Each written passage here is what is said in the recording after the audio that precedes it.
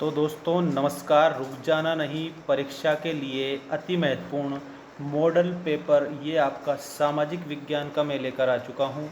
दोस्तों रुक जाना नहीं परीक्षा में इससे बेस्ट कुछ भी नहीं हो सकता है, क्योंकि आपकी किताब पर आधारित इसमें सभी क्वेश्चन दिए हैं, सबके आंसर दिए हैं। जल्दी से मैं स्टार्ट करता हूँ।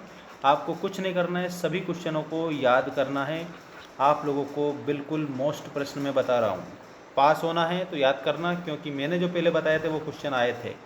पहला प्रश्न है, भारत में सर्वाधिक साक्षरता वाला राज्य केरल है।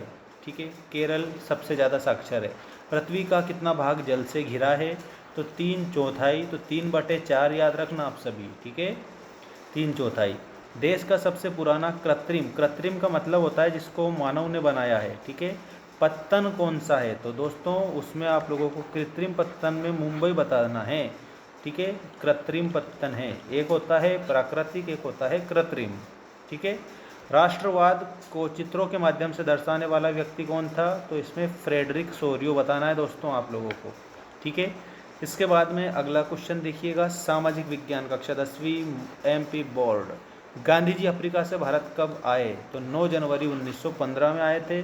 9 जनवरी 1915, 9 जनवरी 1915 याद रखना। गांधी जी भारत आए थे। कहाँ से? अफ्रीका से आए थे। अफ्रीका में भारतीयों को क्या कहकर पुकारते थे? तो याद रखना, काला कुली कहकर पुकारते थे।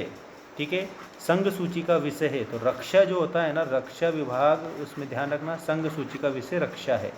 ठीक है, और भारत में आप लोगों को एक बात मैं बता देता हूँ, सभी सेनाओं का प्रमुख राष्ट्रपति होता है भारत के महामहिम राष्ट्रपति। ठीक, याद रखना। खालिस्तान देखिए, स्वयं सहायता समूह में अधिकतम कितने? 20 लोग होते हैं। द्वितीय विश्व युद्ध की शुरुआत तो 1939 में हुई थी। पूना समझौता कब हुआ था? 1932 में हुआ था। ठीक है, 1932। नई आर्थिक नीति कब आई थी भारत में? 1991 में आई थी। ठीक है, मनरेगा में कितने दिन का रोजगार दिया जाता है? तो 100 दिन का रोजगार दिया जाता है। 100 डे का रोजगार आपको मनरेगा में दिया जाता है। तगारी उठाओ और लग जाओ काम पे। ठीक है, 100 दिन तक रोजगार। जलोढ़ मिट्टी 2 प्रकार की होती है। कितने प्रकार की होती है? जलोढ़ मिट्टी 2 प्रकार की होती है, तो ये आपको याद रखना है। अब सही गलत देख लीजिएगा। भारत में अधिकतर नदियों में बेसिनों में बांध बनाए गए हैं, ये सही बात है, बिल्कुल सही है। भारत में 4 शास्य ऋतुएं, गलत है, 6 ऋतुएं दोस्तों, 6। कितनी? 6 बता देना, याद रखना। अगला क्वेश्चन देखो, रिजर्व बैंक नोटों का निर्गमन करती, बिल्कुल RBI जो होती है वो नोट निर्गमन का अधिकार है। RBI को एक और क्या बोला जाता है? बैंकों का बैंक बोला जाता है। रिजर्व बैंक ऑफ इंडिया इसका पूरा नाम है। ठीक है, तो ये नोट निर्गमन का इसको अधिकार होता है। 1973 में प्रोजेक्ट टाइगर परियोजना प्रारंभ नहीं हुई थी, तो गलत है। क्यों? क्योंकि 1973 में 1973 में प्रोजेक्ट टाइगर योजना शुरू हुई थी, जिसके माध्यम से जो टाइगर है उनको बचाने का प्लान किया गया था दोस्तों।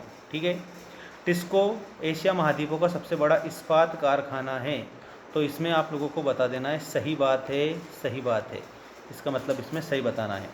सीमांत सड़क संगठन की स्थापना 1960 में हुई थी, ये भी सही है।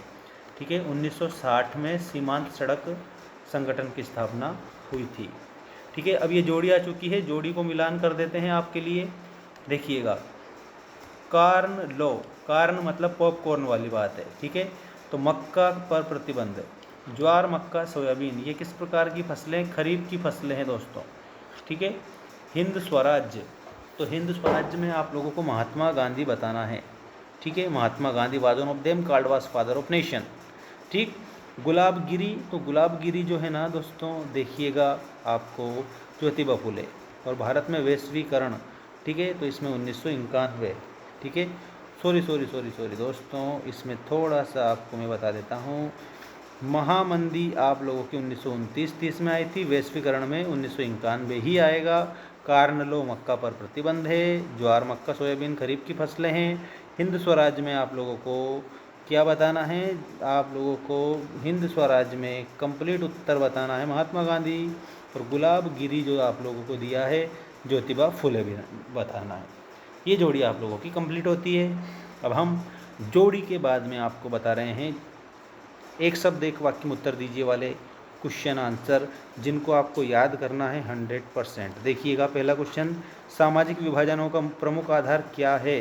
तो जाति, धर्म और लिंग।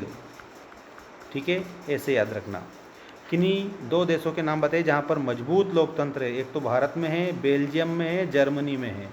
ठीक है, उस प्रक्रिया को क्या कहते हैं जिसमें लोग ग्रामीण क्षेत्रों से शहरी की ओर पलायन करते हैं? तो उसको बोला जाता है नगरीकरण।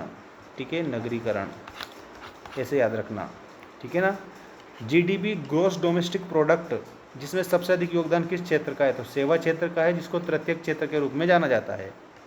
किस देश में एकल पार्टी सिस्टम है? एक हरी पार्टी सिस्टम है चीन में और रूस में। कम्युनिस्ट है दोस्तों ये। ठीक है, एक हरी है ये, चीन और रूस, रशिया। 1860 के दशक में कानपुर में कौन सी मिल खोली गई थी? तो इसमें एल्गिन मिल खोली गई थी, जिस मिल का नाम क्या था? एल्गिन मिल। ठीक है, ये नाम यहाँ पर लिख रखा है, याद रखना सभी स्टूडेंट।